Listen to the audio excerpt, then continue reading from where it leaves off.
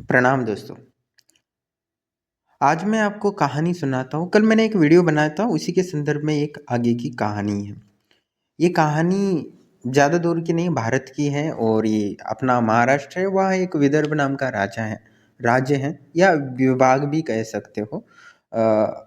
अभी महाराष्ट्र राज्य का विदर्भ एक प्रदेश है। और वही की एक दमयंती नाम की महिला का जन्म हुआ था या पुत्री या बच्ची का जन्म हुआ था। वो इतनी सुंदर और गुणवान और ऊर्जावान थी, आध्यात्मिक ऊर्जा से कि परिपूर्ण थी। तो बड़े बड़े देवता लोग भी उसकी सुंदरता, गुणवान और ऊर्जा, सुंदरता का मतलब या ये नहीं है, आध्यात्मिक ऊर्जा होती है। जैसे कि हम किसी स्त्री के साथ संपर्क में आते हैं या किसी पुरुष के साथ शारीरिक संबंध बनाते, तो उसकी ऊर्जा हमारी ऊर्जा का मिलाप होता है।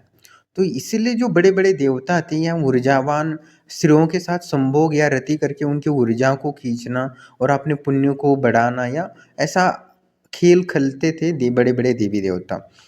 और वो दमयंती इतनी सुंदर थी कि समस्त देवता उससे शादी करना चाहते थे और अपनी भाग्य की वृद्धि करना चाहते थे। मतलब हम जानते हैं कि आप किसी से महिला के साथ शादी करते हो, वो पुण्यवान है तो आपका जीवन बदल जाता है। वैसे ही देवी देवता भी तरसते थे ऐसी पुण्यवान महिलाओं से शादी करने या उनके साथ कुछ पल बिताएं, जिससे कि उनके पुण्य को हम ग्रहण कर सकें। ऐसा खेल चलता रहता है, ये भी बहुत बड़ी बात है।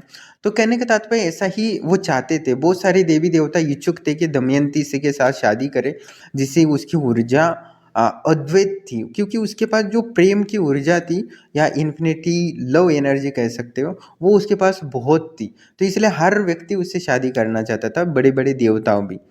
पर देवता लोगों को ये पता था कि जो दमयंती है, उसका जो सोलमेट है, वो पिछले जन्म से जन्मों जन्मों तक एक ही व्यक्ति से वो प्रेम करती है और एक ही व्यक्ति से प्रेम करती है, और एक ही प्रकृति भी उसको एक ही उस प्रेम को फलीभूत करने के लिए एक ही उसी जो सोलमेट है उसी से उसकी शादी होगी, ये निर्धारित था, इसमें कोई संशय नहीं था।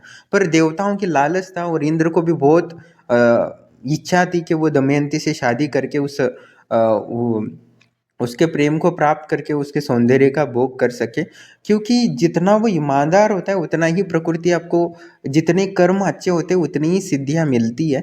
मैंने आपको पिछले कई वीडियो में बताया है कि व्यक्ति के कर्म के अनुसार भी सिद्धियाँ मिलती है। जैसे निकोला टेस्ला को मिला, तो उन्होंने कोई साधना वगैरह नहीं की थी, फिर भी उनको सिद्धियाँ मिलती। तो बहुत सारे लोगों ने मुझे सवाल पूछा था, निकोला टेस्ला ने कोई साधना नहीं की थी, रामानुजन ने कभी साधना नहीं की थी, तो उनको सिद्धियाँ कैसे मिली? तो ये कर्म के कारण सिद्धियाँ मिलती है।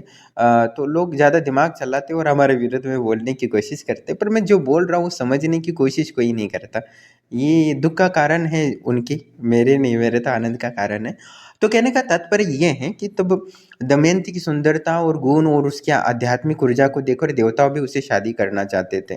पर देवताओं को पता था ये जो है दमयंती सिर्फ नल नाम मतलब के पिछले राजा जन्म की की जो मुर्गी थी ही आज हो सकती, क्योंकि वो राजकुमारी हो पिछले गई, जन्मों इसको जन्मों के प्रेमी हैं, यानी मतलब राजकुमारी सोलमेट का है, जन्म और मिला उन्हीं के उस साथ शादी हो सूक्ष्म सकती शरीर है। की ऊर्जा तो के कारण, जैसे ही यानी सूक्ष्म शरीर विदर्भ पूर्णतः के जो उसे राजा थे, स्थापित उनकी वो कर लिया। पुत्री थी दमयंती, उसके तो बाद उन्होंने कुछ ही दिनों स्वयंवर बाद वो जब राजकुमारी बड़ी होने लगी, लड़की बड़ी और हो उसके गई तो बाद उन्होंने उसने सोचा कि उसे देखा कि शादी करने खेलते के लिए खेलते कि स्वयंवर जब रचाया बड़ी जाए। होने लगी थोड़ा जिससे बहुत, कि तो उसने देखा क्योंकि कि स्वयंवर इसीलिए बहुत सारे रचाया कीड़े जाता था मकोड़े पहले के वगैरह ज़माने, देख रही क्योंकि है, तो महिलाओं उसको में एक पिछला सेंस जन्म होता पुनः है याद आया कि अपनी पिछले जन्म में सोलमेट तो को मैं ढूँढने मुर्गी का। थी, जैसे और पिछले जन्म शिव जो जी का भी साधु के उदाहरण देखो, कारण तो ही मुझे शिव ये जी नहीं गए थे राजकुमारी माँ का जन्म पार्वती के मिला, पास, नहीं माँ तो पार्वती स्वयं उनको समाधि से उठाने के लिए कामदेव की सहायता से, देवताओं की सहायता से उनको कामातुर करने की कोशिश की थी। पर शिव जी के पास इतनी ऊर्जा थी, उसने कामदेव को ही भस्म कर दिया।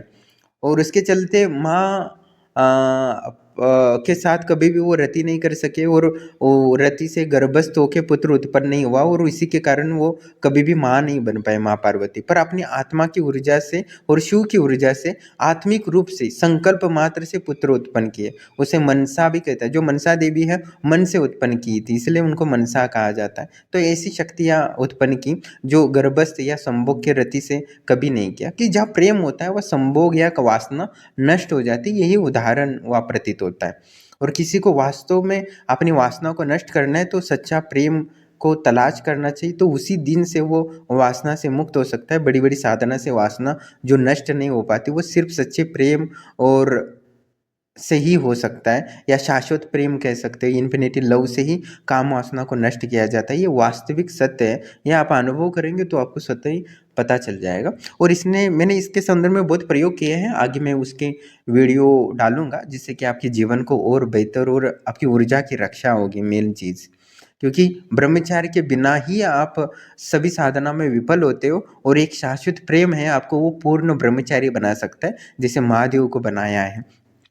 ठीक है, इसके संबंध में आगे मैं बताऊंगा। अभी कहानी पर आते हैं। दमयंती इतनी सुंदर थी और इतनी गुणवान थी, इतनी ऊर्जावान थी कि देवता भी उससे शादी करना चाहते थे, और प्रकृति मिलाना चाहती थी नल और दमयंती को। इसलिए उन्होंने बहुत सारे माध्यम बनाया था संदेश। उस समय तो मोबाइल वगैरह नहीं था, पर एक हंस था जो नल के पास था, वो दमयंती की बहुत तारीफ करता था, दमयंती ये है वो है, क्योंकि प्रकृति मिलाना चाहती है, क्योंकि वो बने ही एक दूसरे के लिए थे। तो दमयंती के बारे में वो जानते थे, और वो अंश दमयंती का संदेश नल को देता था, नल का संदेश दमयंती को देता था। तो उनमें दोनों में प्रेम हो गया, और स्वयंवर का डिंडोरा पीटा गया, और तब सभी राजा वगैरह और देवी देवताओं भी राजाओं का रूप लेके वहाँ जाने लगे। तब सब देवताओं को पता था कि नल ही से वो शादी करेगी, और नल ही इससे उसका प्रेम जन्मों जन्मों से है। तो उसकी आत्मा जरूर पहचान लेगी, भले ही देखा ना हो एक दूसरे को, पर उसकी आत्मा जरूर उस नल से ही शादी करेगी। इसलिए सभी देवताओं ने नल का ही रूप लिया और उस स्वयंवर में भाग लिया। तो नल भी वहां पहुंचा तो देखा, तो माँ मतलब देवी दमयंती ने उस नल को, जो वास्तविक नल था, उस अपनी आत्मा की दृष्टि से उसने क्योंकि नल को देखना चाहती थी पर कभी देखा नहीं था, क्योंकि अंश ने सिर्फ संदेश भेजा था एक दूसरे को, तो वो कभी रूप से कभी जानती नहीं थी। तो वो उसने आंखें बंद करके अपनी आत्मा से ही सिग्नल भेजने लगी, अपने नल के आत्मा को संदेश देने लगी। तब उसको जहाँ उसको तरंगे महसूस हुए, एक आनंद, दिव्य आनंद सा महसूस हुआ, जो मैं आनंद अनुभूति समाधि का वर्णन करता हूँ ना, वही आनंद उसको उस हर जो देवी देवता था, राजा था, उसकी आत्मा से जुड़ने की कोशिश की, पर कभी भी उसको दमयंती को उस स्वयंवर में जुड़ने का या उस आनंद की तरंगे महसूस नहीं हुई। पर एक ही व्यक्ति था, उसके साथ ही वो आत्मा से जुड़ने की कोशिश करती तो जुड़ जाती, और उसी तुरंत उसको आनंद अनुभूति समाधि का अनुभव होने लगता था। तब उसने पहचान लिया कि यही वास्तविक नल है, और उसी के गले में उसने हार पहनाया, और वास्तव में वही नल था। और सभी देवता अपने अपने रूप में आए, और देवताओं ने बहुत ही अद्वितीय बोला कि ऐसा कैसे हो सकता है, हम इतने दिव्य और शक्तिशाली होकर भी तुमने नल को पहचाना, ये अद्भुत कहानी है और अद्भुत दिव्य है। तो आपकी विवाह में हम भी शामिल होंगे। और जो स्वयंवर आए थे देवी इंद्र या देवी देवता सब उसे नल दमयंती से शादी करने, वो बोले कि मैं इतना प्रसन्न हूँ तुम्हारे प्रेम की शक्ति से, क्योंकि प्रेम की शक्ति इतना अद्वैत है। कोई अष्ट सिद्धि प्राप्त कर सकता है साधना से, कोई वरदान प्राप्त कर सकता है तपस्या से, देवी देवता से, पर प्रेम की ऊर्जा प्राप्त करना अद्वैत है, जो कामदेव को भी नष्ट कर सकता है। शिव ने कामदेव को भस्म इसीलिए कर पाए कि वो योग शक्ति से नहीं है, वो महादेव की प्रेम की शक्ति से एक साथ जुड़ने से काम वासना भी को भस्म करने का सामर्थ्य आया था। पर उससे पहले शिव जी ने कभी काम वासना को नष्ट नहीं किया था, ना भस्मीभूत कर पाए। जब शिव और शक्ति भले ही एक साथ आए थे, उस समय जब समाधि में थे, तब उनको कामातुर करने के लिए माँ पार्वती कामदेव के साथ आई थी, तब उसको कामातुर करने की कोशिश की, पर तब शिव जी की उसके प्रेजेंट से माँ पार्वती की उनकी ऊर्जा इतनी बढ़ गई, डबल हो गई, कि कामदेव को भी भस्म तुरंत कर दिया इच्छा से। पहले भी वो कामदेव को भस्म करना चाहते थे पर कर नहीं पाते थे। तो इतनी ऊर्जा होती है, तो उस मिलन की ऊर्जा अपार होती है, वो जो प्रेम की ऊर्जा होती है। तो उसको समझने के बाद वो जो देवी देवता थे, उन्होंने बहुत प्रसन्नता अनुभव की, और बोले कि हम स्वयं तुम्हारी शादी करेंगे, नल और दमयंती की। और दमयंती और नल भी बहुत ही प्रसन्न महसूस किए, क्योंकि जो उनका दुख का कारण बन रही थी, या परीक्षा का कारण बन रहे थे, वही अभी सुख का कारण बन रहे थे, या जो देवता बाधा बन रहे थे उसके विवाह में, वही अभी उसके योग्य बन गए। और उसको उसी के शादी के पश्चात उनको आशीर्वाद के रूप में, जब पति पत्नी जब शादी कर लेते तो आशीर्वाद मांगते हैं कि जीवन की लड़ाई में, संघर्ष में हमें साथ मिल जाए, तो उन्होंने आशीर्वाद दिया और बहुत सारे वरदान दिए। उन्होंने बहुत सारे वरदान दिए अलग अलग देवताओं ने। उसमें से कौन कौन से वरदान दिए मैं आपको देता हूँ, क्योंकि प्रेम ऊर्जा होती है, वो ब्रह्मांड की समस्त ऊर्जा को आकर्षित करती है, और उस आकर्षण के कारण अपनी जो भी मनोकामनाएं हैं वरदान में रूपांतरित कर सकते हैं। मैंने पिछले कई वीडियो में बोला था। तो बहुत सारे देवी देवताओं ने वरदान दिया था, उसमें से इंद्र ने उनको ये वरदान दिया था कि नल जब भी यज्ञ करेगा तो देवता उसको प्रत्यक्ष दर्शन देंगे। मतलब कोई भी साधना वो करेगा तो पूर्ण प्रत्यक्षकरण जल्दी हो जाएंगे, उसको जो भी वरदान चाहिए वो हो जाएगा। उसके बाद अग्निदेव ने उसको वर दिया था कि सर्वोत्तम गति प्रदान करेंगे, उसको जो भी कार्य होगे उसमें तुरंत कार्य सिद्धि हो जाएंगे और जो भी चाहिए उसको समस्त ऊर्जाएं उसको मिल जाएंगी, ऐसा उसको वरदान दिया था। और उसको बाद नल को तेजस्वी लोक प्राप्त होगा, ये भी देवता ने वरदान दिया था। और यमराज ने भी उनको एक वरदान दिया था कि जहाँ भी प्रकट होना चाहिए वो प्रकट हो सकता है, अष्ट सिद्धि वाला वो वरदान उसको दिया था। और पाक शास्त्र में निपुणता होगी, मतलब खाना बनाने में निपुण होगा, धर्म की निष्ठा करने की वर प्राप्ति होगी, ऐसा उसको दिया था वरदान। पर नल की इच्छा जल में प्रकट होने की, जल से भी यात्रा कर सकता है, ऐसे बहुत सारे उसको वरदान मिले थे। और उसका गंध संपन्नता वर्द, मतलब उसके शरीर से दिव्य गंध आएगा, ऐसा वरदान उसको मिल गया था। तो ये जब जो सोलमेट मिलता है, एक सोलमेट या एक साधक साधिका वास्तव में वो सोल है या भैरव भैरवी वाली साधना है, या एक दूसरे से मिलकर जब साधना करते हैं तो वो इतनी समस्त ऊर्जाएं प्राप्त कर सकते हैं कि जो अष्ट सिद्धियां तुरंत प्राप्त कर सकता है। जो 12 साल लगते हैं एक साधु को, वही सोलमेट के साथ कोई साधना करे वही ऊर्जा 12 महीने में प्राप्त कर सकता है, इसमें कोई संशय नहीं। उस परम ज्ञान और परम तत्व को या अष्ट सिद्धियां प्राप्त करना उसके लिए घर बैठे ही और आराम सुखमय हो सकता है। ये बहुत ही रहस्यपूर्ण बात है, जो मैं इसके बारे में आगे विस्तार से बताऊंगा। जो वही अष्ट सिद्धियों के वरदान देवी देवता ने उनको दिए थे। बहुत सारे देवताओं ने नल और दमयंती के प्रेम के कारण उनको ये वरदान दिया और आकर्षित देवताओं को भी आकर्षित किया इनकी ऊर्जा से। तो वहाँ के जो प्रकृति के जो नकारात्मक देवता हैं, जिसको दुख देना है, परिस्थितियों को दुख का निर्माण करना है, तो वो बोले कि हमारे कार्य में ये तो बाधा है, आपने ये वरदान दे के बहुत गलती की है, हम इसके खिलाफ हैं। क्योंकि हर चीज़ के कोई ना कोई विरोध होता ही होता है। तो वो जो नकारात्मक देवी देवता थे कि हमारे कार्य में आपने बाधा दिया है, इतने बड़े बड़े वरदान देखकर कि कोई भी प्रेम, मतलब ये वरदान ये है कि कोई शाश्वत प्रेम करेगा तो वो इतना शक्तिमान हो सकता है कि वो जल से भी यात्रा कर सकता है, जल एक जल से दूसरे जल में प्रकट हो सकता है, मतलब अनिमादि सारी अष्ट सिद्धियां उसको मिल सकती है, वो गायब होने की सामर्थ्य कर सकता है, उसका गति बढ़ सकती है, ये सब वरदान उसको मिले थे। तो देवताओं ने बोला तो ये तो हमारे कार्यों में बाधा हो सकता है। तब नकारात्मक देवताओं ने बोला कि निश्चित ही ठीक है, आपने वरदान तो दे दिया है, पर इस वरदान को मैं निश्चित ही कोई ना कोई उसने पाप कर्म किया होगा तो वो सब हम खंगालेंगे, इसमें कोई संशय नहीं है। तो उसके बाद नकारात्मक देवताओं ने नज़र रखना शुरू कर दिया और पूरा ने जो पिछले जन्म के नल और दमयंती के पाप कर्म थे उसको ढूंढने की कोशिश करे, जिससे कि इस वरदानों को लाभ उनको ना मिल पाए। क्योंकि मैंने कई बार वीडियो में बोला था ना, मैंने बहुत सारे लोगों को त्रिकालदर्शी बना रहा था, तो बहुत सारे लोगों के झगड़े हो रहे थे, किसी का एक्सीडेंट हो रहा था, किसी को पत्नी बीमार हो रही थी, तो वही सब ऐसा हो रहा था वहाँ। तो वहाँ के पुराने पाप कर्म सब सामने आ रहे थे। जब पुण्य एकदम से बढ़ जाता है तब तो दुख होने की, मिलने की संभावनाएं बढ़ जाती है। तब उस परिस्थिति में गुरु ही बचा सकते हैं, पर दमयंती और नल के पास उतना वो गुरु नहीं था जो उनको इस दुख से बचा सके या उस समय मार्गदर्शन कर सके। तो उसके पश्चात नकारात्मक देवताओं ने सारी जो पाप कर्म की लिस्ट देखने की कोशिश की, तब उनमें 3 पाप कर्म दिखे जो पिछले जन्म में उन्होंने किए थे। तो वो पाप कर्म जो पिछले जन्म में उन्होंने किए थे वो ये इस तरह थे, मैं आपको बताता हूँ, सुने ध्यान से आप। पहला पाप कर्म ये था कि वो छोटे छोटे जीवों को कष्ट पहुंचाते थे, जो पिछले जन्म में नल ऐसा काम कर देता। उसके कारण है ना, तो तब इंद्र से वो नकारात्मक देवता बोले ये पिछले जन्म में बहुत छोटे छोटे जीवों को कष्ट पहुंचाता हो, आप ऐसे अष्ट सिद्धियों वाले उसको वरदान दे रहे हो, ये बहुत गलत बात है।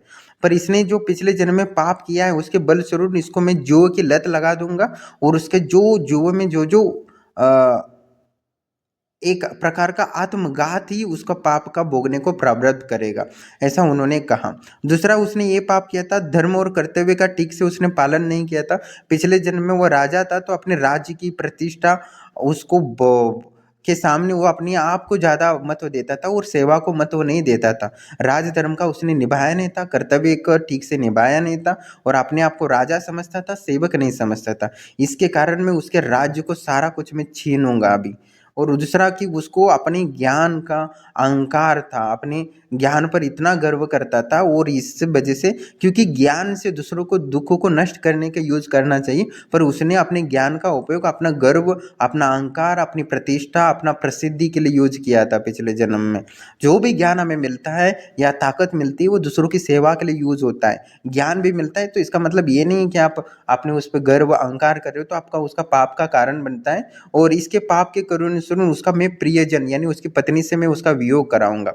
मतलब कोई भी व्यक्ति जितना ज्ञान ये ज्ञान का दुरुपयोग करेगा वो उतने प्रियजन से मतलब सोलमेट से दूर हो जाएगा, और साथ ही वो वनवास को भी उसको दिला दूंगा, मतलब घर से उसको बाहर निकाल के सारा भोग विलास सब मैं नष्ट कर दूंगा इस 3 पापों के कारण।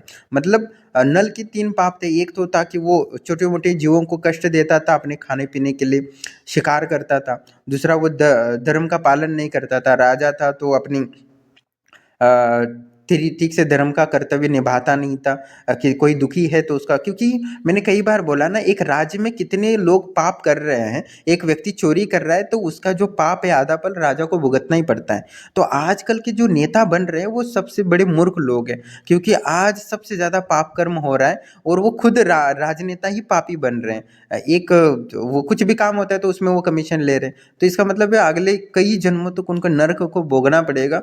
इसीलिए बहुत ही दुखमय उनका, अब भले ही औशारा में जी रहा हूँ मैं, पिछले कई नेताएं हैं उनका पूर्व जन्म को वर्तमान की आत्मा कहाँ देखता हूँ तो वो ये एकदम निचले कीड़े मकोड़े रहते ना उससे भी बदतर वाले उनकी आत्मा के देखता हूँ। और बहुत सारे जैसे कि दूसरे आत्माओं को देखता हूँ, या बहुत सारे धार्मिक गुरु होते हैं वो भी कीड़े मकोड़े बन के प्रकृति में गंदगी खा रहे हैं, यानी कि प्रकृति भारत की गंदगी साफ कर रहे हैं विघटन की प्रक्रिया में सहायता कर रहे हैं जिससे कि भारत स्वच्छ हो जाए। नेताओं को छुपाना पड़ेगा, इतना खा के पचा नहीं पाएंगे इतनी जल्दी। इसके संबंध में भी मैं वीडियो डालूंगा आगे जाके, तब आपको हैरानी होगी कि नेताओं की अवस्था क्या होती है। तो उसके बाद वही अवस्था ये नल की होने वाली थी, और अहंकार का उन्होंने दूसरों को अपने समस्त ज्ञान का सिर्फ लोगों के दुखों को निवारण के लिए यूज करना चाहिए, ना कि प्रतिष्ठा के लिए और अहंकार के लिए गर्वित होना चाहिए। ये तीसरे 3 पाप किए थे, इस वजह से उसकी वो नकारात्मक देवता ने बोले कि प्रथम तय इसके मैं राज्य छीनूंगा, यानी उसकी दुर्बुद्धि डालूंगा। जो जुआ एक आत्मघाती होता है, तो वो जुआ की लत उसको लगा देंगे, उसका सारा राज्य छीन लेंगे। उसके बाद उसके प्रतिष्ठा सब गंवानी पड़ेगी, उसको राज्य छिन जाएगा। उसके बाद उसके अहंकार के कारण उसके जो सोलमेट हैं दमयंती उससे उसका वियोग करा देंगे और उसको वनवासवासी बना देंगे। ऐसे करके नकारात्मक देवता ने अपनी योजना और प्लान बना ली, क्योंकि प्लान के बिना कोई सफल नहीं हो सकता उनको पता है, क्योंकि ये इंद्र देवताओं ने वरदान दिए बड़े बड़े, इनसे लड़ना इतना आसान नहीं है। क्योंकि नल और दमयंती ने साधना के माध्यम से अपने आप को जागरूक कर लिया, तो जल्दी तो निश्चित ही वो नकारात्मक देवताओं की योजना पर पानी फेर सकता, क्योंकि उसमें उतनी ऊर्जा थी। पर दमयंती और नल को उनको अपनी ऊर्जा का एहसास नहीं था और पता भी नहीं था, जैसे आजकल के लोगों को कुछ पता नहीं कि प्रेम की ऊर्जा क्या होती है और क्या नहीं होता, वैसे ही तो उनको पता नहीं था। जैसे ही समय बीता तो उनका जीवन सुखमय लगा था, बीत गया। उन्होंने जीवन को बेहतर बनाने की कोशिश करने लगे, तो नल ने तब नकारात्मक देवताओं ने नल के दिमाग में एक विचार डालने लगा कि एक उसका जो सौतेला भाई था पुष्कर नाम था, तो उसकी राज्य हम छीनेंगे। नल को लगा कि अभी सब कुछ सुखमय हो गया है, अभी अहंकार गर्व हो गया, मुझे पत्नी मिल गई, मुझे सब कुछ मिल गया, अभी मैं और प्राप्त करूंगा, ऐसी इच्छा उसके दिमाग में डाली गई। और वो सोचा कि पुष्कर को है ना जुओं की लत लगा देता हूँ और उसको हरा के है ना उसका राज्य छीन लेता हूँ, ऐसे नल के दिमाग में आया। तो उसने पुष्कर से मिलना जुलना शुरू कर दिया। उसने बोला कि ठीक है हम छोटा मोटा जुआ खेलेंगे। पहले पहले छोटा मोटा जुआ किया और नल जीत गया उसमें, इसमें कोई संशय नहीं। पर एक दिन शराब वगैरह पिला के पुष्कर को बोला कि पूरा राज्य दिला देता हूँ, मैं भी अपने राज्य दांव पे लगा दूंगा, तुम भी राज्य पे लगा दो। पर उस समय भाग्य ऐसा करवट ले गई कि उस समय नल हार गया और पुष्कर जीत गया। और उस जुए के हारने के कारण नल को अपना राज्य वैभव सब उसको दे पुष्कर को देना पड़ा। और वो शर्त के हिसाब से वो अपनी पत्नी और अपने को वो घर से निकला सिर्फ ये दो जोड़ी कपड़े में, यानी पत्नी उसकी दमयंती ने जो कपड़े पहने थे वो, और नल ने जो कपड़े पहने थे उसके अनुसार ही वो बाकी सब कुछ वो पुष्कर का हो गया था जुओं को। पर नल चाहता था जो पुष्कर का राज्य छीनूं, और नल का ही राज्य छीन गया क्योंकि वो ज़्यादा दिमाग लगा रहा था। पर जीतता तो हर बार नल ही था। जब छोटा छोटा अमाउंट लगा था, जरा बड़ा दाव लगाया तो सब कुछ खत्म हो गया, नल हार गया। तो उसके बाद नकारात्मक देवताओं की पहली सफलता थी, तो पहला राज्य उसको छीना गया। उसके बाद उनको था कि पत्नी को वियोग करना था, कि दूसरा पाप उनने ये किया था, क्योंकि पहला काम था कि छोटे छोटे जीवों को नष्ट किया था, इस वजह से उनका राज्य छीनना था। अभी दूसरा पाप ये था कि वो अपनी धर्म कर्तव्य को पालन नहीं किया था, इसलिए उसकी प्रतिष्ठा राज्य तो वो गंवानी पड़ी थी, ये दूसरे पाप के कारण। और तीसरा पाप था कि उसने ज्ञान का समाज के दुख का निवारण के लिए यूज नहीं किया था, अपने अहंकार के लिए यूज किया था। इसलिए उसको वनवास में भेजना था और उसकी सोलमेट से दूर करना था, क्योंकि फिर से वो ज्ञान को प्राप्त ना कर सके। तो इसलिए उन्होंने क्या किया कि जल्दी जब दोनों राज्य से निकल गए तो उनके पास भूख प्यास तो लगने लगी। दमयंती को वो भूख प्यास लगने लगी, और नल को भी भूख प्यास लग रही थी। तो उन्होंने एक दो सुंदर चिड़िया दिखी जिनकी आंखें बहुत सुंदर थी और सोने की थी। तो उन्होंने सोचा कि इन दो पक्षियों को मैं पकड़ लूंगा तो सोना भी मिल जाएगा, इसको बेच के मुझे धन भी प्राप्त होगा, और इनको खा के मेरा भूख भी मिट जाएगा। तो उसने क्या किया, अपना जो कपड़े थे वो निकाल लिए और उन दो पक्षियों पर डाल दिया। और जैसे ही डाला तो वो क्या हुआ, कपड़े लेकर ही दोनों ने जाल, जो कपड़े से जाल बनाया था उसमें वो पक्षी कपड़े का जाल लेकर ही उड़ गए। मतलब नल के जो कपड़े थे वो सारा, और नल एकदम नग्न हो गया। तो उसने क्या किया, अपनी पत्नी के दमयंती के आधे कपड़े फाड़ लिए और अपने गुप्तांग पर लपेट लिए, जिससे कि वो रह सके। तो एक एक कपड़े में वो दोनों एक साथ रहने लगे, ऐसे कैसे कुछ भी खा के जंगल में वनवास में रहने लगे। तब दमयंती को बोला कि नल ने कि तुम अपने पिताजी के राज्य है उनके यहाँ चले जाओ, जिससे कि तुम सुखपूर्वक रह पाओगी। मैं कुछ इंतजाम करने के पश्चात मेरा राज्य पुनः प्राप्त मिल जाएगा तो मैं कुछ करता हूँ। पर दमयंती बोली नहीं, मैं आपके साथ ही रहूंगी और मुझे वो आपको छोड़ के नहीं जाना है, जो भी सुख दुख भोगेंगे हम साथ ही भोगेंगे, ऐसा दमयंती बोलने लगी। पर नल को बहुत दुख पीड़ा हो रही थी कि दमयंती भूखी प्यासी रह रही, इतनी ठंड में लग रही, और एक कपड़ा भी नहीं है। तो उसको लगा कि मैं इसको छोड़ दूंगा ना तो ये तुरंत ही अपने राजा के पास चली जाएगी और सुखपूर्वक जीवन बिताएगी। तो नल ने क्या किया, रात को जैसे ही सो गए दोनों कुछ भी खा के जंगल में, तो राजा आधी रात में ही वहां से निकल गया। और सुबह देखा तो दमयंती ने, तो राजा नल तो नहीं था, उसने छोड़ के चला गया था। तो वो बहुत दुखी हो गई, विलाप हो गई, वो आसपास ढूंढने लगी। उसको लगा कि कहीं गए होंगे, आ जाएंगे, पर कोई नहीं आया। और वहाँ जंगल का एरिया होने के कारण अजगर आ गया, और अजगर जैसे ही आ गया और उसको खाने में झपट्टा मार रहा था तो एक शिकारी आ गया। उस शिकारी ने दमयंती को बचाया, और दमयंती ने उसको शुक्रिया अदा की उस शिकारी का। पर शिकारी उसकी रूप यौवन को देखकर बहुत कामुक हो उठा और उसको गलत स्पर्श करने के इरादे से उसके कपड़ों को छीनने की कोशिश करने लगा। तब दमयंती ने श्राप दिया कि मैं जन्मों जन्मों से मैं एक ही अपने सोलमेट से ही प्यार करती हूँ, या प्रेम मेरा सच्चा है, तो ये जो शिकारी है इसी समय भस्म हो जाए। तो उस सत्य बल से, उसकी पवित्रता के कारण वो शिकार उसी समय भस्मीभूत हो गई, और दमयंती का बलात्कार होने से बच गया। तो कहने का तात्पर्य ये है कि वो प्रेम की ऊर्जा इतनी है कि वो ब्रह्मांड की सर्प मंत्र ऊर्जा जितने संकल्प शक्ति को सिद्ध करती है, योग शक्ति जितना संकल्प करने से वरदान कल्प वृक्ष को बनाती है, वैसे प्रेम की ऊर्जा भी एक संकल्प मात्र से एक विनाशकारी ऊर्जा भी बन सकती है, और वो बहुत कुछ कर सकती है, जो इस से स्पष्ट होता है। तो उसके बाद वो जंगल में देखने लगी, तो उसके बाद नल तो वापस नहीं आया और वो कहीं खो गया। तो उस चक्कर में वो एक व्यापारी जा रहे थे रोड पे, तो उनके साथ दमयंती असुरक्षा की भावना करके वो दूसरे गांव में जाने की कोशिश करने लगी नल को ढूंढने के लिए। तो व्यापारियों ने भी उसको खाना पीना दिया और यात्रा में सहयोग होने की अनुमति दी। और जैसे ही वो दमयंती वहां गई तो अगले रात्रि को ही बड़े डाकू वगैरह ने उन पर आक्रमण किया। उनका राज वैभव, उसके व्यापारी को जो भी सोना चांदी था, पैसे थे और माल था, उनका जो भी प्रोडक्ट वगैरह सब छीन के लूट गए। तो दमयंती को ये वो एक पनौती मान के उसको सब लोग आलोचना करने लगे, वहाँ की स्त्रियाँ, व्यापारियों की स्त्रियों ने, और दमयंती को उससे व्यापारियों से दूर होने के लिए छोड़ दिया जंगल में। उसको बाकी व्यापारी स्वतः ही चल गए, क्योंकि कभी भी डाकुओं ने इतना लूट मार कभी नहीं किया था वो इतने सालों तक। और दमयंती ने ही उसका मदद किया था तुरंत, क्योंकि जब सोलमेट पाप कर्म करता है तो उसका पाप आधा उसके सोलमेट को भी भुगतना पड़ता है। जैसे नील ने जो पाप किए थे पिछले जन्म में, उसका पाप दमयंती को भी भुगतना पड़ रहा था, क्योंकि व्यापारी उसको अपने पिता के घर पहुंचा दे सकते थे, इसमें कोई संशय नहीं था। पर जो नकारात्मक देवता थे वो चाहते कि वो दमयंती राज अपने पिता के घर ना पहुंचे, राजू के यहाँ, जिससे कि वो सुख का भोग भोगे, क्योंकि उसको पाप भोगना था। क्योंकि प्रकृति के जो नकारात्मक देवता था उनका काम था कि उसको दुख देना और पाप को जो भोगना है उनको प्रारब्ध को भोगने के लिए प्रवृत्त करना। पर इसमें वो व्यापारी बाधा बन रहे थे, इसलिए व्यापारियों को भी उन्हें नष्ट किया। तो आपने देखा होगा कि आप किसी की मदद करते हो तो आपका ही नुकसान हो जाता है, तो इसी के कारण हो जाता है। देवता भी क्रोधित होते कि नकारात्मक देवताओं का, आप किसी को मदद कर रहे हो तो नकारात्मक देवताओं आपको नहीं छोड़ते, क्योंकि उसको पाप देने के लिए प्रवृत्त है, तो निश्चित ही आपका दुख का कारण बनती है। तो उसके बाद नल को वो खोजती रही, पर नल कहीं नहीं मिला और अंतिमतः एक आश्रम दिखा, और आश्रम में वो ऋषि के पास चली गई और ऋषि के पास व्यथा बताई। तो ऋषि ने अपने आज्ञा चक्र पे दिव्य दृष्टि से देखा।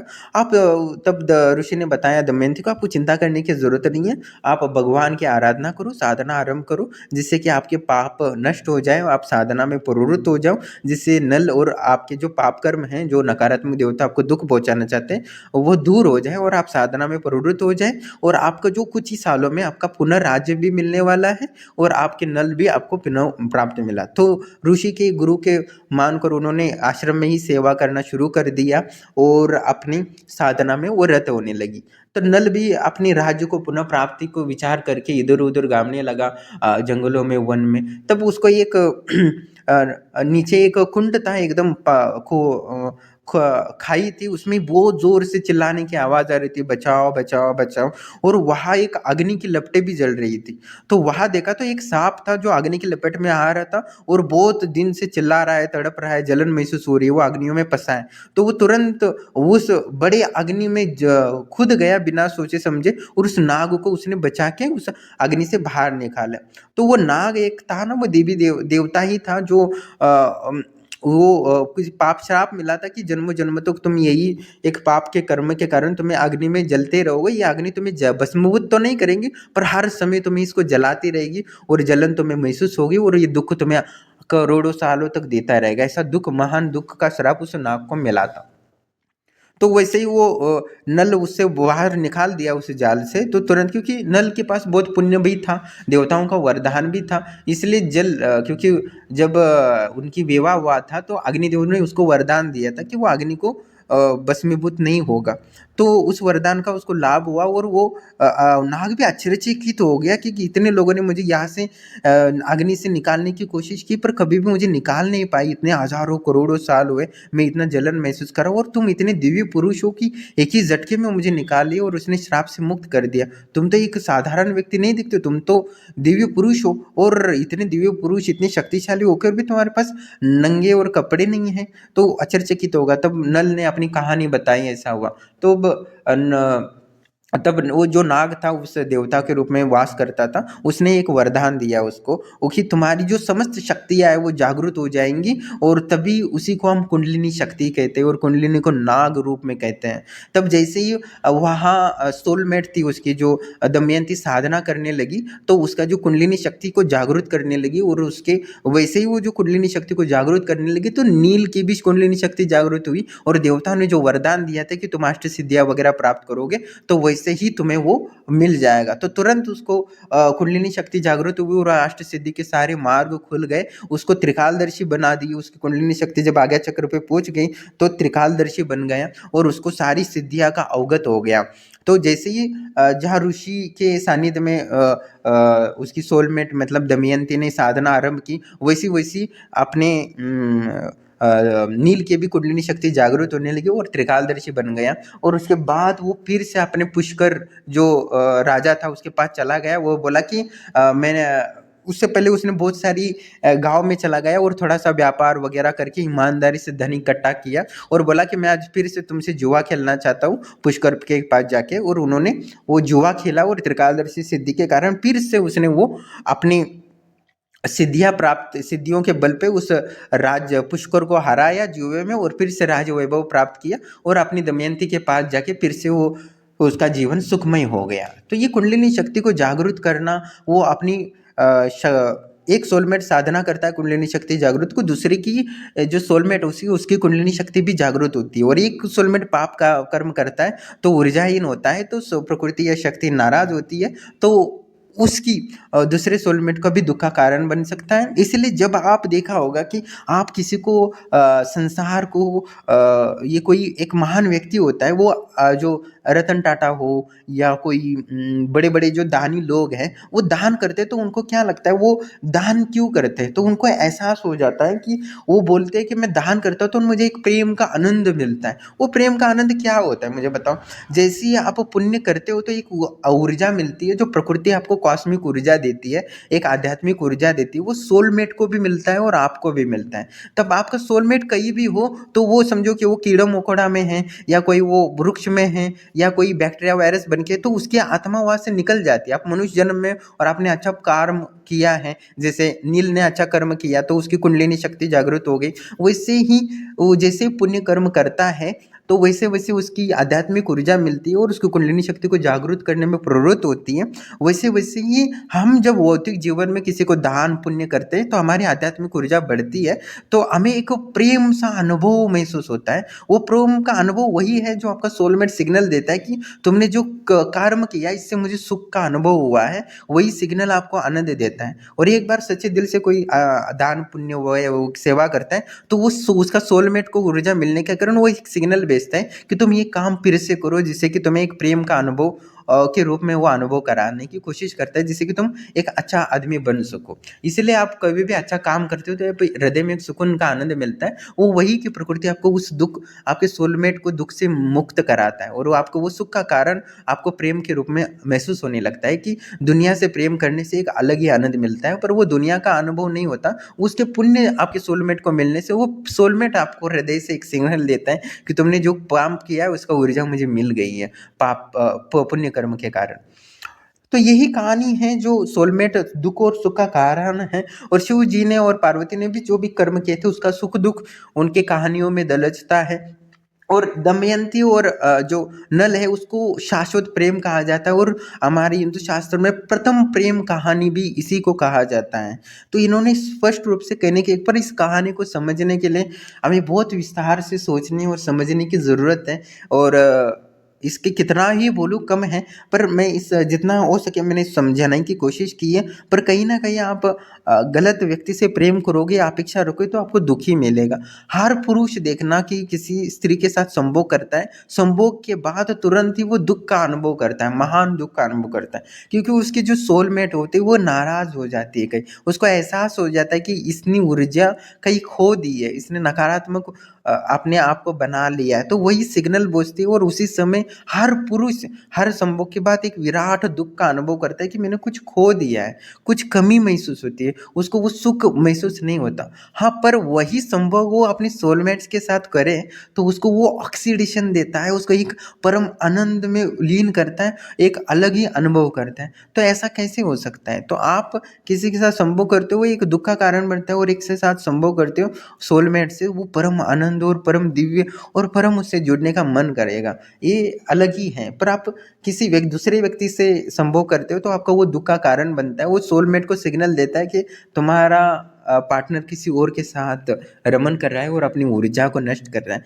क्योंकि मैंने कई बार बोला कि वेर ये परम ऊर्जा है, उसको बचत करना चाहिए। और एक सोलमेट या एक आत्मा का इतना ही कर्तव्य नहीं कि अपने अच्छा कर्म करके अपने सोलमेट का भी उद्धार करे, ना कि ये भी कर्तव्य है कि वो पाप कर्मों से बचे, जिससे कि उसके सोलमेट कहीं कीड़ा मकोड़ा हो या ये उससे दुख से बचा जा सके। तो ये है कि आप पाप कर्म करके अपने आप को ही दुख का कारण नहीं बना रहे हो, अपने सोलमेट का भी दुख का कारण बना रहे हो। दमयंती का बलात्कार होने पर मजबूर होना पड़ा उस नल के पिछले जन्म के कर्म के पाप कर्मों के कारण, पर कहीं ना कहीं वो बच गई उस ऊर्जा के कारण। पर क्योंकि अग्निदेव का वरदान था, जब उन्होंने शादी की थी तो अग्निदेव ने वरदान दिया था, तो उसके कारण वो उस शिकार को भस्मीभूत करने के सक्षम हो पाई। पर वो प्रेम की ऊर्जा ना होती तो वो बच नहीं पाती थी, उसका चरित्रहीन हो जाता और वो उसकी ऊर्जा छीन लेती, मतलब शिकारी उसका भोग कर लेता। तो कहने का तात्पर्य यही है कि हमें शाश्वत प्रेम को भी उतना ही जीवन देना चाहिए। इसलिए मैं इन्फिनिटी ऊर्जा, इन्फिनिटी ज्ञान infinity knowledge, infinity power, infinity life और इन्फिनिटी लव को आपको जीवन में उतारने और उसको प्रवृत्त, उसको प्राप्त करने की ज़रूरत है। और ये कहानी मैंने 10 साल से मुझे ये देवी शक्तियों ने इन्फिनिटी लव के संदर्भ में सिग्नल दिए थे, पर मैंने बहुत सारे तर्क दिए कि प्रेम और अध्यात्म का क्या संबंध हो सकता है, ये तो हो ही नहीं सकता। साधना करना एक अध्यात्म से जुड़ा हुआ चीज़ होती है, प्रेम क्या होता है ये मैं बहुत बार 10 सालों से इसको निगलेक्ट कर रहा था इन्फिनिटी लव, क्योंकि मैंने इन्फिनिटी नॉलेज, इन्फिनिटी पावर और इन्फिनिटी लव इस सूत्र को तो एक्सेप्ट किया था, पर इन्फिनिटी लव को मैंने 10 सालों से ये नहीं किया था। पर बहुत सारे ऐसे लोग हैं जो यूएसए में बड़ी बड़ी कंपनियों को काम करते हैं, वो 60-50 साल की उम्र है, पर उन्होंने भी मुझे इच्छा प्रकट की। मैंने पूछा आप क्या चाहते हो, तो वो बोला कि मुझे जो 20 साल पहले एक लड़की को मैंने मिला था, जो 5 मिनट ही मैंने मिला था, पर उसकी आंखों में देखकर उसका प्रेम का एहसास हो, वो प्रेम मुझे फिर से प्राप्त करना। मैंने बोला आपकी सुंदर पत्नी है, वो बहुत ही सुंदर है, आपके पास पैसा है, गाड़ी है, फिर भी आप इतने सालों बाद 40 साल हो गए और उससे उस प्रेम की, उस लड़की की इच्छा मांग रहे हो, क्योंकि एक बार कहीं ना कहीं मिल जाए। मैं हैरान हो गया, ऐसे कैसे हैं वो आप। मैंने बहुत बार ऐसी पार्टनर देखे जो अच्छी कंपनी में एक साथ जॉब करते हैं, उनके पास पैसा है, गाड़ी है, महीने का 5 लाख कमाते हैं, पर वो एक दूसरे से प्रेम भी करते हैं, पर प्रेम उत्पन्न करने की कोशिश करते हैं और 5-4 साल हुए पर वो प्रेम को बना नहीं पाए। तो उन्होंने मुझे ये बताया तो मैं भी कन्फ्यूज हो गया, अभी प्रेम कैसे उत्पन्न होता है। तब मैंने इसको सोचने की कोई शक्तियों से विचार विमर्श किया, तब मुझे चला कि ये दोनों कितने हज़ारों साल रहे, फिर भी ये प्रेम उत्पन्न नहीं कर पाएंगे। वो दोनों एक दूसरे से प्रेम उत्पन्न करना चाहते हैं, एक दूसरे के एक होना चाहते हैं, पर एक हो ही नहीं पाते कभी। तो मैं अजीब रहेगा कि 5 साल एक साथ रहते हैं, इनके पास सब कुछ है, वो बड़ी बड़ी जगह, सुंदर सुंदर जगह जाते हैं जिससे उनमें प्रेम उत्पन्न हो, पर कभी भी प्रेम उत्पन्न होता ही नहीं है। तब मैंने ऐसा ऐसा क्यों है, तब मुझे शक्तियों ने ये संकेत दिया कि ये शाश्वत प्रेमी नहीं है, ये कभी भी हो नहीं सकते, ये कार्मिक कर्म के कारण एक दूसरे से कई जन्म से जुड़े हैं। मैंने देखा ये पहले कई जुड़े हैं, तो मैंने बताया था, मैंने वो उस महिला ने या उस पार्ट दोनों कपल ने मुझे पूछा था कि हमारा संबंध पिछले जन्म से है, तो मैंने बोला कि 4 जन्म से पहले भी आप एक दूसरे के से प्रेम करते थे, पर वो इस जन्म में भी एक नहीं हो पाते थे हर जन्म में। मैंने बोला कि आप कर्म के अनुसार जुड़ रहे हो, प्रकृति मिला रही है, पर आप सोलमेट नहीं हो, इसलिए आपके अंदर वो प्रेम उत्पन्न नहीं हो रहा। तब मैंने उनको बताया, तो मुझे भी पता नहीं था मैं क्या बोल रहा हूँ, पर मैं भी जो बोल रहा था वो समझ नहीं रहा था कि क्या है। तब मुझे एहसास हुआ कि ये शाश्वत प्रेम है जो मुझे बोल रही थी शक्तियों ने, कई बार बोला कि इन्फिनिटी लव भी एक अस्तित्व होता है। तब मैंने उसको इन्वॉल्व किया, तो इसलिए मैं उसके संबंध में बहुत रिसर्च करने की कोशिश की, तब बहुत सारी बातें इस समझ में आई। तो आगे जाके मैं उस वीडियो को आपसे साझा करूँगा। और वही प्रेम हमारे शिव और शक्ति के रूप में, क्योंकि शिव और शक्ति जो माँ दुर्गा है, माँ काली है, माँ पार्वती है, वो इतनी ताकतवर क्यों है, क्योंकि उसने सोलमेट को प्राप्त किया है शिव के रूप में। बाकी ऐसे संसार में या दुनिया में या इस ब्रह्मांड में कोई स्त्री शक्तिशाली नहीं है जो माँ दुर्गा के समान हो, माँ काली के रूप समान हो, उसने समस्त ऊर्जाओं को नियंत्रित कर चुका है।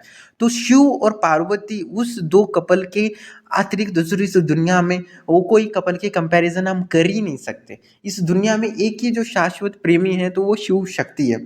उस उन्होंने जो साधना के बल से, तंत्र के साधन से, जैसे आपने देखा होगा कि शिव जी जब शिव पुराण पढ़ेंगे, जब शिव और पार्वती का मिलन नहीं होता, उससे पहले गंगा ने भी शिव जी से बोला था कि मुझसे शादी करो, पर शिव जी बोले नहीं, मैं तुमसे शादी नहीं कर सकता, मेरा सोलमेट माँ पार्वती है, मैं उसी का इंतजार कर रहा हूँ। तो वो तो है ही नहीं इस दुनिया में, फिर भी बोले कि वो तो है ही नहीं है, फिर भी बोली गंगा, गंगा को स्वीकार उन्होंने कभी नहीं किया।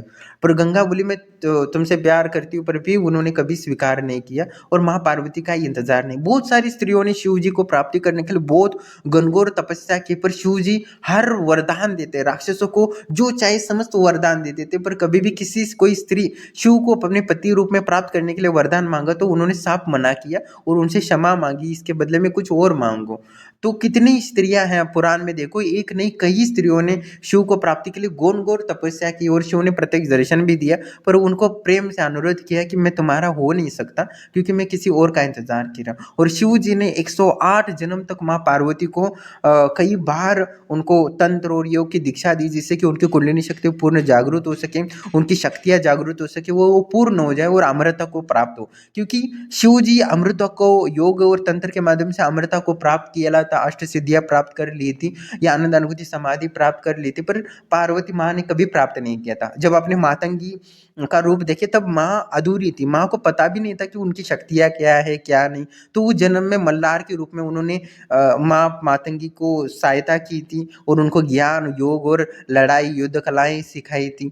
तो उसके अनेकों जन्म में जब वो योगिनी थी तब उनको बहुत सारी योग साधनाएं सिखाई थी। इसे बहुत सारे जन्मों में उन्होंने बहुत सारी रूप लेके हर जन्म में उनको मार्गदर्शन दिया और उनको माँ पार्वती को 108 जन्म की साधनाओं के पश्चात उनको पूर्ण कुंडलिनी शक्ति जागृत हुई और योग शक्ति से उन और तंत्र शक्ति से उन्होंने पूर्ण बनाया, तब एक दूसरे से एक हो पाए। इसलिए आपको भी शिव की तरह ही अपने आप को आनंदानुभूति समाधि और अष्ट सिद्धियों को प्राप्त करना चाहिए और उसके पश्चात आपको सोलमेट को ढूंढकर, वो कीड़ा मकोड़ा हो या पशु पक्षियों के रूप में हो या वृक्ष के रूप में, उसको ऊर्जा देकर अपने आप को उसको बनाना पड़ेगा, तभी आप पूर्ण होंगे। क्योंकि वो नीचे रहेगा तो आप एक लेवल से ऊपर जा ही नहीं सकते। आपका सोलमेट को आपको ऊर्जा प्रदान करनी ही पड़ेगी। एक साधक था, वो बहुत ही मतलब एक सन्यासी था, तो उसने मुझे वो बहुत कठिन साधना करता है, बहुत तपस्या करता है कई सालों से और मेरे उम्र से भी बड़े हैं। तब उन्होंने बोला कि मैं इतना साधना करता हूँ पर मैं काम वासना से इतना लिप्त हूँ, मेरी प्रचंड ज्ञान मेरी प्रचंड ऊर्जा मुझे काम नहीं आ रही है, आप मुझे कोई मार्गदर्शन करो। मैंने बोला आप इतने सालों से काम कर रहे हो और इतने ये हो बड़े हो, मेरी से उम्र से 2 गुने हैं वो। तो मैंने बोला कि मैं आपकी क्या मदद कर सकता हूँ, ये तो बड़ी उसी के लिए आप जैसे लोग नहीं कर पा रहे, तो मैं तो मेरी उम्र तो अभी अभी शुरू हो। पर उन्होंने बोला कि कुछ भी नहीं, आप देवी शक्तियों से पूछो। तब मैंने देवी देवताओं से पूछा, तब उन्होंने बोला कि ये प्रेम की ऊर्जा, जो उनकी ऊर्जा है वो अधूरी है, उनका सर्कल पूरा नहीं हो रहा। तब मैंने उनको बोला कि आप अपनी सोलमेट के संदर्भ में उनको ऊर्जा दे दो। वो बोला सोलमेट क्या होता है, ये क्या होता है, ये क्या बकवास कर रहे हो। मैंने उनको बोला कि शिव और पार्वती जैसे उनकी पति पत्नी है, वैसे आपकी भी एक शाश्वत पत्नी है, उसको आप ऊर्जा दे दो। वो बोला कि क्या ही बता रहे हो तुम, कैसे बातें कर रहे हो मुझसे, उसने बोला। पर मैंने बोला कि आप बोल तो दो। मैंने बोला कि आप ऐसा करो, एक आरती ऊर्जा है ना, आप कुछ समय के लिए आप ऐसे संकल्प आश्रम की शक्तियों को बोल दो कि मेरी आजी ऊर्जा मेरी शाश्वत जो पत्नी है उसको दे रहा हूँ, ऐसा संकल्प करो। और जिस दिन ने उसने वो संकल्प किया उसी दिन से उसकी काम वासना नष्ट हो गई और उसके बाद उस दिन से उतने वो प्रचंड आनंद और परम शांति और परम आनंद को प्राप्त की। उसके बाद वो इतने समाधि में लीन हो गए हो कि वो परम ऊर्जा को प्राप्त कर चुके हैं। उनकी थर्ड ब्रह्मरंध्र की समस्त ऊर्जाएं जागृत हो गई है, ना उनको अभी ठंड महसूस होती है ना भूख प्यास, वो समस्त ऊर्जाओं को उनको जागृत हो गई, जो कई 10 साल उस प्रचंड ऊर्जा को नियंत्रित नहीं कर सकते थे, एक सर्कल पूरा नहीं हो रहा था। तब ये कहानी उनके लिए कितना महत्वपूर्ण थी, उतना ही महत्वपूर्ण मेरे लिए थी, क्योंकि ये कहानी जब मैंने उन 2 आत्माओं का मिलन कर दिया अनडायरेक्टली, भले वो नहीं थी क्योंकि वो बड़े साधक अच्छे थे, पर उनका जो सोलमेट था वो साधना नहीं कर रही थी, वो निचले योनि में फंस गई थी, इस वजह से वो आगे नहीं बढ़ पा रहे थे। और जब उन्होंने ऊर्जा प्रदान की तो वो कि उनकी सोलमेट टेढ़े मोकड़ी हो गई, तो वो मर गई होगी। उसके बाद उनको अच्छा मतलब उनको मनुष्य यानी एक स्त्री का जन्म मिले, इसके लिए वो समस्त ऊर्जा प्रदान करे, ऐसा मैंने उनको बोला। तब उनको ये ऊर्जा दिया कि तुम मनुष्य हो जाओ मेरी समस्त ऊर्जा लेकर, ऐसा संकल्प उन्होंने जब आश्रम की शक्तियों को प्रदान किया, तब आश्रम की शक्तियों ने उसकी सोलमेट को ऊर्जा प्रदान की। उसके बाद वो एक आत्मा है जो निचली योनि में फंसी थी, उनको मनुष्य जन्म प्राप्ति के लिए प्रकृति उनको प्रयास कर रही है। उसके बाद ही उनको सारे मार्ग खुल गए और वो अभी इंतजार कर रहे हैं कि उनके सोलमेट फिर से वो मनुष्य स्त्री रूप में जन्म ले और उनसे वो शादी करके अपने जीवन को उसको अष्ट सिद्धि और आनंद अनुभूति समाधि सिखा सके और अपने आगे के रास्ताओं को वो भी पूर्ण अष्ट सिद्धि और आनंद अनुभूति समाधि को प्राप्त कर सके। तो वो साधना वो साधक जो थे मुझे अभी उत्तरकाशी में मिले थे और अभी भी वो साधनारत है। अभी क्या बात नहीं हो पाती है क्योंकि वो मोबाइल यूज़ नहीं करते हैं, वो दूसरों के मोबाइल से करते हैं, क्योंकि वो ग्रहण करके भिक्षा ग्रहण करते हैं और उसी से वो करते हैं, क्योंकि वो घर वगैरह कुछ नहीं है, वो वही गंगा के किनारे साधना करते हैं। तो वो सोलमेट का ही इंतज़ार कर रहे हैं। पर मैं बहुत हँस गया, मैं बहुत सोच-सोच के हँसने लगा क्योंकि वो जब मिले थे, जब मैं पहली बार उत्तरकाशी गया था ना, तब उन्होंने पहली बार मैं किसी साधु से मिला तो उसी साधु से मिला था और उन्हीं से मुझे अंतर्गत, और तभी मुझे उत्तरकाशी में कैसा होता है, का लंगर मिलता है, खाना मिलता है, कभी कुछ लग जाए तो किस डॉक्टर के पास जाना है, उन्होंने सब मुझे बहुत मार्गदर्शन किया था। पर अंतिमतः बाद में मैंने बहुत आगे बढ़ गया साधना में और मुझे सफलता, क्योंकि मुझे दूसरे गुरु के संपर्क में आ गया, तो जो मेरे गुरु थे, तो उसके बाद मैं उनसे भी आगे निकल गया, ऐसा वो बोलते हैं। आप मेरे से भूल गए, पर मैं ऐसा नहीं बोला, क्योंकि मुझे पता नहीं था, मेरे गुरु की कृपा थी या पिछले जन्म का, तो उनको लगता है कि तुम मुझे भूल गए हो, पर मैंने उसको कभी बोला आपसे भूला नहीं हो, मैं अब जितना दोस्त हो आज भी उतना भी है। और कभी-कभी वो कॉल करते तब अपनी आध्यात्मिक अनुभव साझा करते और मैं उनको मार्गदर्शन करता हूँ देवी शक्तियों के माध्यम से, क्योंकि वो एक योगी है। उनको थर्ड आई का उतना ज्ञान नहीं है जितना ज्ञान मुझे है, क्योंकि मैंने उतने बहुत प्रयोग किए, क्योंकि मैं एक साइंस का विद्यार्थी था, तो मैंने बहुत सारे प्रयोग करने की लत थी, तो मैंने अलग-अलग एक्सपेरिमेंट करता था, इस चक्कर में मेरी बहुत ऊर्जा नष्ट हो जाती थी। पर अंतिमतः वही काम मुझे, एक्सपेरिमेंट ही जो है, जो साइंस और वैज्ञानिक दृष्टिकोण ही है जो मुझे बहुत आगे लेके गया और उनकी ऊर्जा को वो प्रफुल्लित या रूपांतरण करने में सक्षम न हो पाए। तो उन्होंने जो उनकी कहानी से मुझे पता चला कि सोलमेट वास्तव में होता है, नहीं तो वो इतनी प्रचंड ऊर्जा को ग्रहण करके भी तड़प रहे थे, अधूरा महसूस कर रहे थे। जैसे उन्होंने मैंने आश्रम की शक्तियों के माध्यम से सोलमेट से जुड़ा दिया, तो तुरंत उनकी परम वासना, ऊर्जा और बेचैनी और जो तड़प थी वो निकल गई और उसके बाद वो परम शांति को प्राप्त होके और अपनी साधना में रत रहे और अपनी सोलमेट को इंतजार कर रहे। जैसे शिव जी ने अपनी 108 जन्म तक, जैसे माँ पार्वती के 108 जन्म होने तक इंतजार किया और उनको ऊर्जा और मार्गदर्शन, इन अनंत ज्ञान और अनंत ऊर्जा देने की कोशिश की, जिसके बाद अंतिमतः माँ दुर्गा, माँ काली, माँ चामुंडा, माँ मातंगी और अनगिनत रूपों में उनका वर्णन है और संसार उनकी समस्त पूजा करती है, ऐसी स्त्री उत्पन्न कर दी। तो कहीं न कहीं ये शाश्वत सूत्र है जो हमें जीवन को उपलब्धि है जो हमें जीवन को उतार। तब ये सब संबंध में मैंने अच्छे से समझ गया, बहुत सारे उदाहरण दिखे, बहुत सारे जो आश्रम से जुड़े थे उन पे मैंने एक्सपेरिमेंट किया।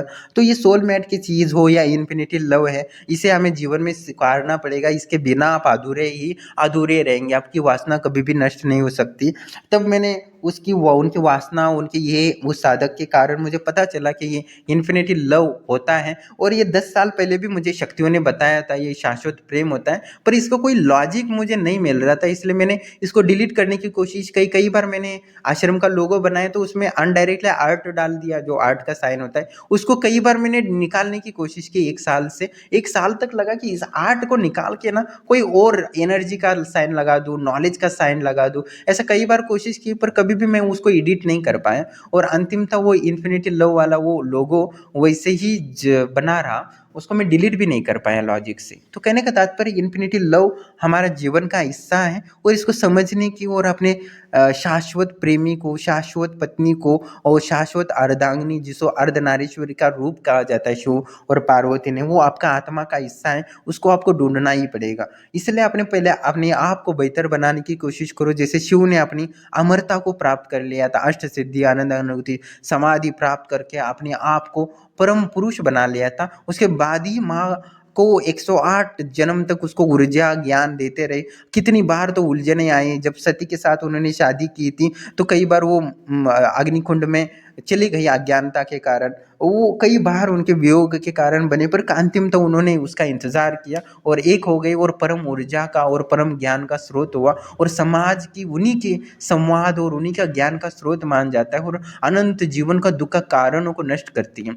जो भी मैं आनंद अनुभूति समाधि का अनुभव करता हूँ तो वो शिव जी के ज्ञान के कारण ही मैं अनुभव करता हूँ। शिव जी ने जो ब्रह्मांड के समस्त मनुष्य जाति को योग के जो सूत्र दिए, साधना के जो सूत्र दिए, परम ज्ञान का, सत्यनिष्ठ का, वो सारे सूत्र को ही धारण करके मैंने अनंत आनंद का अनुभव करता हूँ और वो आनंद अनुभूति समाधि मैंने प्राप्त की है तो शिव जी के ज्ञान के कारण है। शिव जी की पूजा पाठ करके मैंने कोई ज्ञान प्राप्त नहीं किया, या अंधश्रद्धा मत पाला करो। शिव जी ने जो उपदेश दिए हैं उनको अपने आत्मा में आत्मसात किए, इसलिए मैं आनंद अनुभूति समाधि प्राप्त किया। ना कि अभी मैंने बोल दिया शिव जी का ये करो तो लगे घंटी लगाने और बजाने और अगरबत्ती लगा के बैठ गए शिव जी शिव शिव शिव शिव करने, वो बकवास है, मूर्ख है, अंधश्रद्धा है। ठीक है। आपको शिव जी ने जो सत्यनिष्ठ पे चलने का राह दी है, उपदेश दिया, उस ज्ञान को अपने आत्मा में प्राप्त करो तो शिव ज्यादा प्रसन्न होंगे। ना कि घंटी बजाने से शिव प्रसन्न होंगे, ना ही आपको वो सोलमेट मिलेगा।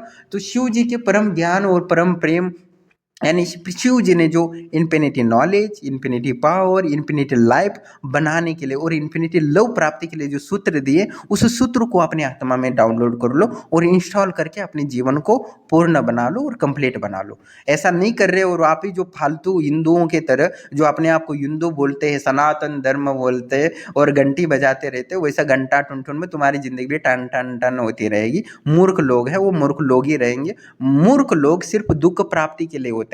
आप दुखी हो तो समझ लेना कि आप एक मूर्ख लोग हो। आपको अपनी ज्ञान इन्फिनिटी मतलब अनंत ज्ञान, अनंत ऊर्जा और अनंत प्रेम को और अनंत जीवन को समझने की क्षमता नहीं है, इसलिए आप दुख को भोग रहे हो। आप एक गुरु को ग्रहण कर लो जो अनंत ज्ञान को जानता हो, अनंत प्रेम को जानता हो, अनंत लाइफ को जानता हो, शाश्वत ऊर्जा को जानता हूँ। मतलब फिर से दोहराऊँ, आपको ऐसे गुरु को ढूंढना चाहिए जो इन्फिनिटी नॉलेज दे सके, इन्फिनिटी पावर दे सके, इन्फिनिटी लव के संदर्भ में आपको बता सके और इन्फिनिटी लाइफ दे सके। उसी को गुरु बनाओ। जो गुरु अधूरा है उसको गुरु बनाओगे तो तुम अधूरा ही रहोगे, तुम भी वही घंटा बजाते रहोगे और शिव की पूजा करते रहोगे। शिव जी के उपदेशों को अपने जीवन को ग्रहण कर लो तो ही होगा।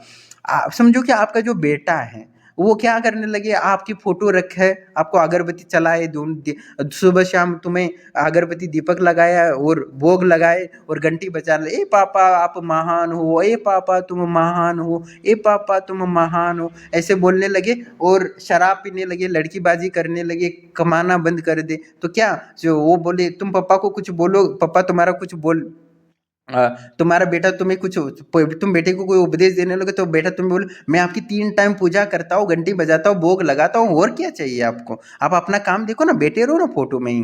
तो ऐसा कहेगा तो आपको क्या बीतेगी। आप चाहते हो कि अपना बेटा उस ज्ञान को प्राप्त करे, उस ऊर्जावान बने, ताकतवर बने, ज्ञानी बने और प्रेम से संतुष्ट हो जाए, जिससे कि वो पराई स्त्रियों का भोग करने की इच्छा और वासना से दूर हो जाए। और वासना और प्रेम का एक बहुत ही गहरा संबंध है जो मैं कल एक वीडियो डालूंगा, उसको आपको समझेगा।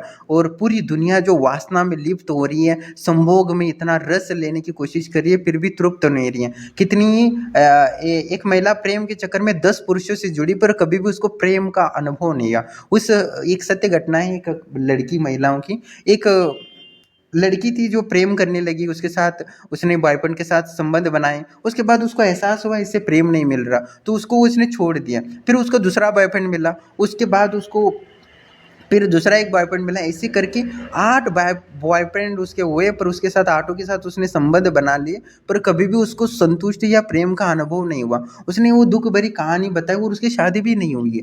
तो वो अभी पश्चाताप होती, वो डिप्रेशन में चली गई क्योंकि उसको प्रेम का एहसास ही नहीं होता।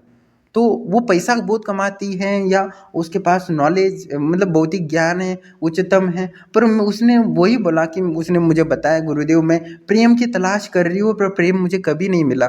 मैंने संबंध बनाए 8 लोगों के साथ पर कभी भी मुझे प्रेम नहीं। मैंने उनसे जुड़ने की कोशिश की, वो भी मुझे जुड़ने की कोशिश की, पर मैं कभी एक नहीं हो पाए और मैंने वो अनुभव भी नहीं किया, तो मैंने उनको भी छोड़ दिया। मेरा हृदय एक्सेप्ट ही नहीं कर पाया उनको। पर मैंने शारीरिक संबंध बना चुकी तो वो सब यादें आती है और मैं डिप्रेशन में चली गई हूँ और पैसा वगैरह सब होके मुझे लगता है कि ये उनको जला दो और आत्महत्या कर लो, क्योंकि मुझे प्रेम नहीं मिल रहा है और मैं प्रेम के बिना जी नहीं सकती हूँ। तो ये सब बातें मैंने जब सुना तो मैं लगा कि ये क्या है, ये लड़की पागल है, मानसिक पीड़ित है। तब अंतिमतः तब मैंने जब उसके अभ्यास किया, तब मैं, क्योंकि वो जो आश्रम से जुड़ी थी, तब मैंने उसके दुख के निवारण के लिए शक्तियों से मार्गदर्शन लिया। तब मुझे एहसास हुआ कि इसमें गलती क्या है, कि वो इन्फिनिटी लव को जानती है, क्योंकि उसने कहीं ना कहीं उस आध्यात्मिक प्रवृत्ति वाली होके भक्ति करके भी वो इसे इतना बड़ा पाप कर्म हुआ कि 8 लोगों के साथ उसने शारीरिक संबंध बनाया था शादी से पहले। तो ऐसा कैसे हो गया, तो वो पूछने लगी मैं इतनी भक्ति बचपन से कर रही हूँ, इस देवताओं से जुड़ा हूँ, फिर भी ऐसे क्यों हुआ। पर उसकी ज्ञान तो, उसकी बुद्धि का विकास तो हुआ था, पर वो जो जिसकी खोज कर रही थी सोलमेट का, वो सोलमेट उसको नहीं मिला था। इस कारण वो अनजाने में ये गलती कर बैठी। और तब मुझे पता चला कि ये इन्फिनिटी लव कितना ज़रूरी है, जिसको मैं 10 साल से अनलॉजिक बोल के उसको डिलीट करने की कोशिश कर रहा था मेरे जो फिलॉसफी में, तो उसको इन्वॉल्व करना पड़ा, तभी उसको समझना पड़ा, तब वो समझ गई और वो साधना से संतुष्ट होने लगी। और उसकी सोलमेट से मैंने साधनाओं के माध्यम से उसकी आत्मा को जोड़ने का, कनेक्शन जोड़ने का और उसको कॉन्सेप्ट को मैंने समझाया, तब वो जो लड़की थी तब उसको शांति और सुकून मिली और वो अभी वो सभी दुखों से मुक्त होकर वो परम शांति को अनुभव करती है वो मेडिटेशन के माध्यम से, और अपने सोलमेट को भी महसूस करके और परम आनंदित होती है। और अपना जीवन अभी इस जन्म में सोलमेट मिलने की संभावनाएं तो कम है, पर उसने एक अच्छे व्यक्ति को खोज कर रही है जिससे कि वो शादी कर सके और अपने धर्म कर्म को, व्यग्रस्त जीवन को बेहतर बना सके। मतलब कार्मिक जो पति होता है उसको खोजने की कोशिश कर रहे हैं और शक्तियाँ उसको दे देंगे, उसका जीवन सुखमय हो जाएगा। तो यही कहानी है जो हमें इन्फिनिट लॉ को संदर्भ में बेहतर से जानने की कोशिश करना चाहिए, इस सूत्रों को समझना चाहिए, जिससे कि हमारे अनेकों जन्मों का दुख का कारण बन सकता है, इसको ना समझे तो इसलिए इतनी गंभीर तंत्र और योग के संबंध में क्योंकि आपको प्रेम का कहानी प्रेम को करना सिखाने को पड़ रहा है। मतलब एक तांत्रिक गुरु से, एक गुरु से लौ गुरु बनने की प्रक्रिया आपने मजबूर कर दिया, तो इसमें कहीं ना कहीं सत्य है जो इसके विवरण में आगे एक कल वीडियो बनाऊंगा, शायद आपको समझ में आ जाएगा। आज का लंबा वीडियो हो गया है, शायद जिनको पसंद नहीं है अभी वो देखेंगे नहीं, पर जिनको वास्तविक ज्ञान की लालसा है और परम सत्य और परम शांति और परम ज्ञान की लालसा है वो ज़रूर सारा वीडियो पूरा देखा होगा। धन्यवाद सभी का।